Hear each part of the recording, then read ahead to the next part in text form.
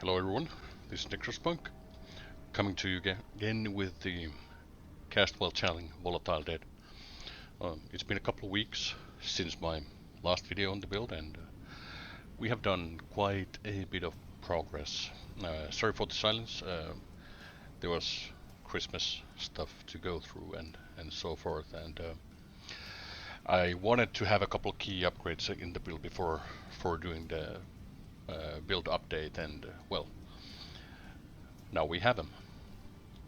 So, starting to go forward, you might notice my annihilating light being 6-linked, and that's because now we have our auras in the 6-link. And what we did is we unfortunately had to drop Defiance banner.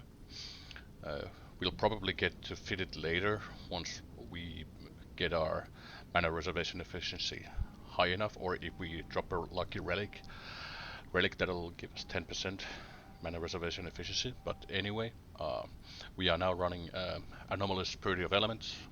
We are running Anger as a new aura. We are running Zealotry, Determination, got a level 21 here. Petrified Blood, of course, and we got a level 4 Enlighten to make us able to preserve all of that. Our helmet is still a self-crafted from like the beginning of the league sort of helm. That's actually on my list to upgrade next. Similar helm, I do need some resistances on the helm and the mana reservation efficiency, but I'd like to have better prefixes on my helm, and also, you know, the Orb of Conflict spam to get the mana reservation efficiency much higher than it is now on this helm. We have Ashes of the Stars. This amulet was a key upgrade like a week or so ago, because it lets us have overleech and basically lets us run level 21 vitality, level 13 clarity, and Herald of Ash on our helmet link setup, while still having enough life to get overleech, which is really great. And actually, going to the overleech side of things, this is our first piece of gear where we have increased damage while leeching. It's a pretty okay source of damage for the build, because you are basically leeching all the time because of the overleech. And well, another key part in this ring is the -3 total mana cost of skills, because it lets us basically run Cyclone for free. So even if we have those mana siphoner mobs, I'm not sure what they're called nowadays, but the ones with the ring, mana ring, that drains mana, we can just cyclone through that thing, and basically we are not interrupted. Because without something like this, there is a chance that you basically run out of mana, one of those mobs, and then because you are not cycloning, you will get stunned, and when you get stunned, you die. So yeah, that's a really handy implicit to have on the Circle of Anguish. Otherwise, this takes care of a huge part of our fire resistance needs. It gives like what, 95 fire resistance, and also a little bit of fire damage on top of all of that. Our chest piece is self-crafted. The prefixes need still a lot of work. I think that I'm really not happy with the prefixes, and the suffix as well. It's a recover mana on kill, which is not the optimal. I would much rather have strength or a resistance or something else on that spot. So I might just try to recraft the chest piece, but I'm still using it. It has some sentimental value, you know, because I failed. Was it 3 elevations on this before I got to elevate the spell crit? So I don't know. The tier 8 life kinda hurts, but it has first taken as lightning and a bit of energy shield as a craft. So yeah, this is on the upgrade list. Ring, I actually scored this one for 1.8 divines, I think. It has all res, it has a total of 47 chaos res, which is excellent, and it fixes up the final bits of our cold res. And also, after I swapped to the new aura setup, I noticed that basically my mana wasn't enough, so the non-challenge skills have minus 70 total mana cost. That helps tremendously, and now we can just volatile dead all we want, and we won't be running out of mana. Then gloves. These are self-crafted, and actually I went with the increase of marks as a second implicit, just because we now have fire leech on our Watcher's Eye, so we didn't need it in the gloves anymore. So I just thought that getting some extra crit and crit multi against pinnacle bosses is pretty great. I might re-roll that into just generic increased effect of marks, but normal mobs and other unique bosses die pretty quickly, so I think just having that extra boost versus pinnacle bosses is really what this build needs. We do have increased damage while leeching crafted. Fire res, this takes care of our dexterity requirements and gives us chaos res as well as a hunk of life. We do have room to play still with the final prefix, but I have no clue what I want. To be honest, could be like extra armor, energy shield, or whatever. But yeah, I'm pretty happy with these for now. The belt it has a pretty sad story. I did, get this from trade, I think, with the resistances and the life, and well, I'm not even going to where the mana came from, but the 10% increased armor. I was looking at prefixes I could add to the belt because there wasn't anything quite with these similar resistances, and I didn't want to start fiddling with them, on the trade. So I was looking at what could I slam on the belt, and I checked out Warlord, and it had 75% chance to add a good modifier. One of them was flat fire damage to burning enemies. Okay, that means that we got a righteous fire next to the mob, but they'll still be burning, and everything close to us would take more damage. Second thing was increased fire damage, which is of course great, and then the third thing was just increased damage. So of course, what did we hit was tier 2 increased armor. It's okay. I guess that kind of compensates for losing Defiance banner, but it is pretty bad. The Stampede, I think we did have last time. Flasks, the Diamond Flask still needs rolling. I'm only at tier 1, tier 4. I would really want that suffix to be tier 1 increased critical strike chance. That would get us, I think, to crit cap. Then at Serious Promise, I think I might have had this last video. Ruby Flask, also yeah, it's on almost permanently. This has the armor increase, and I was happy with this. It's tier 1 armor, so I just decided, okay, it's on a Ruby Flask.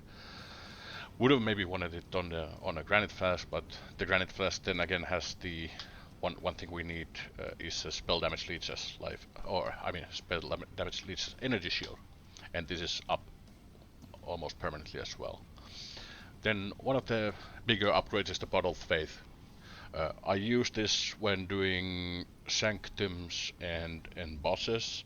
Otherwise, in just general mapping, I might use a gold flask, automated gold flask that triggers every time we hit a rare mob, just for extra bit of rarity. But yeah, our relic, we still have a pretty sad relic. It's 3% maximum lightning resistance. It's I haven't hit anything good. I've been running quite a bit of Sanctum uh, amidst other mapping, but we haven't gotten anything GG. We did get one nice one for something like a Poison Sparker, damage to spells and 2 pierce. It seems pretty good, but otherwise that's why I don't 5-1 these. But soon I can 5-1 some of this stuff. Could maybe do 10% increased max energy shield instead of the 3% max lightning, but that's debatable. And there's also the 3% maximum chaos res, but we are not chaos capped anyway, so yeah. Cool. Then a little bit on the passive tree, what we have going on over here. I mentioned the Watcher's Eye, so we have a brand new Watcher's Eye once we got the Anger. I bought this for a total of 2 divines, so we are now running the Zealotry causes enemies to take 8% increased damage, with more multiplier for our damage. Also crit multi and leech with Anger, which is really nice. Then our Glorious Vanity, I actually bought a new one just to fix a little bit of resistances. Unfortunately, if this is maximum lightning res, it was just convenient at the time. I would rather have everything, all of this max res that I have, this 79, be in the fire res. So that's something we should fix in the future. But I haven't checked out the prices of Cult of Fire, Glorious Vanities. They were pretty expensive when I was looking for these, and I was like, okay, how can I fix this?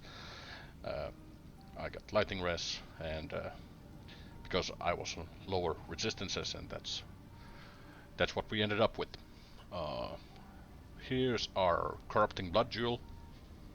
I think I got this for a divine.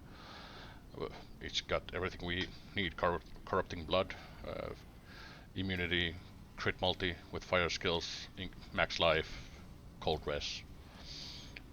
Then here's our other normal jewel. It's just the same thing. It has resistances, life, crit multi with fire skills. And here's our enduring composure. Actually, I was in the main build. We do have the Forbidden Flame and Flesh combo for Conviction of Power, which gives 4 minimum endurance and 4 minimum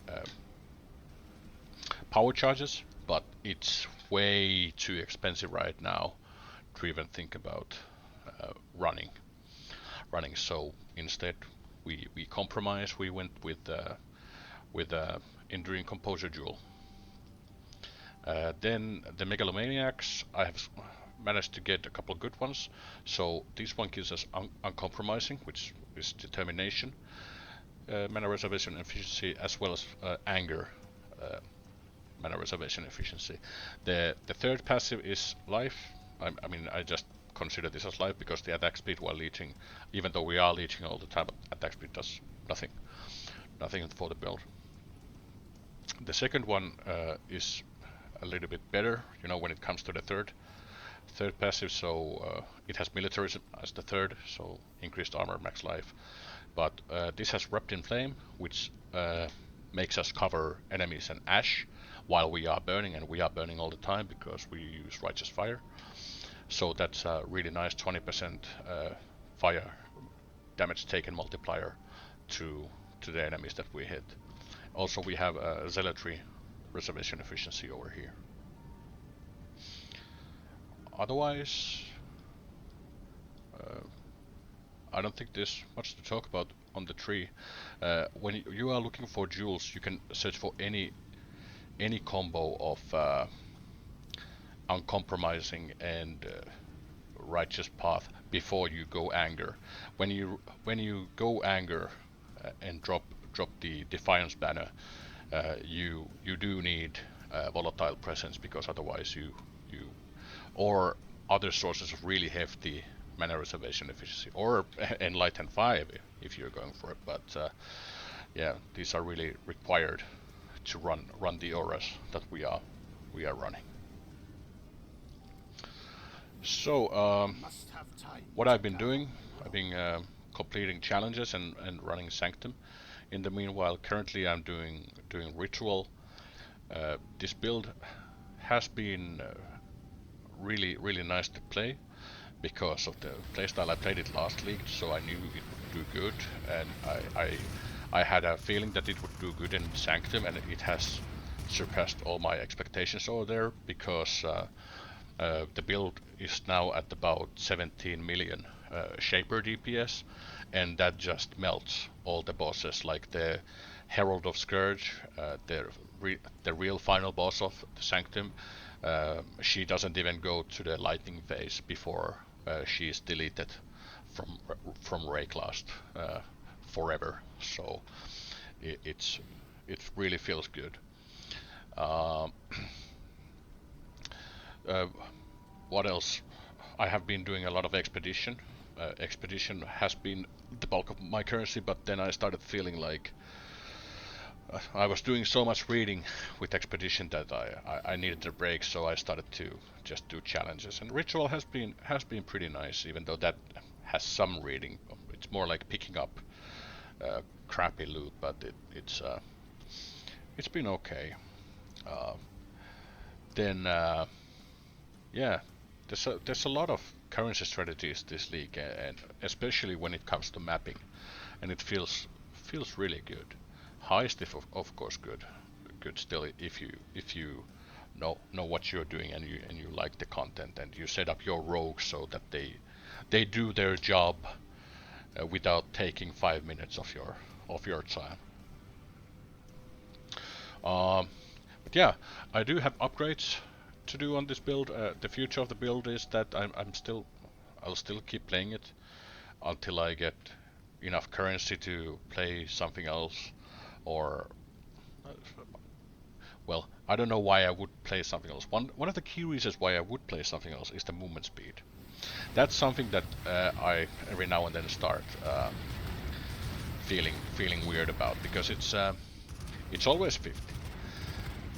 Only thing that affects is action speed, and I have been playing around in the POB, and I haven't yet found a way to increase uh, the movement speed. You know, getting rid of the stampede and stuff like that. It's a pretty huge transition to do. Um, and I have been also thinking about build alternatives like okay, we are now at what 17 million Shaper DPS. Could we reduce the DPS to go, for example, with Mage Bane reflexes and maybe uh, what's the duel called? So to get spell suppression from here and then just switch a couple of gear pieces around for 100% spell suppression for a little bit more tankiness. Like we have died a bunch, 205 times to be exact, but that's mainly because my playing style is a bit stupid sometimes, so I like to frost blink in the middle of the mobs, and they might be immortal sometimes, and well, I do a lot of stupid stuff sometimes, so that's why I play softcore. But yeah, pathing through here, getting Mage Bane reflexes, then yeah, I think it's impossible to escape the duel. Would let us grab the what is it? 27% from here. Uh, you know, 14% here. Then Mage Bane makes our yeah. That's something I gotta look at in POB. And another variation I have been fiddling with is actually throwing away the annihilating light and and going with divine shield, glancing blows, Aegis Aurora. But the problem with that variation is the damage. My current POB on that version has about 2 to 3 million Shaper DPS, and that it doesn't feel good. Even though the build is immortal, I think this really needs at least 5 to 6 to feel good. when playing around. But yeah, those are my thoughts. Actually, I'm starting to ramble. Feel free to leave a comment or question or whatever in the comments. I'll put the current POB over there in the description as well. And yeah, thank you for watching, and have a great day.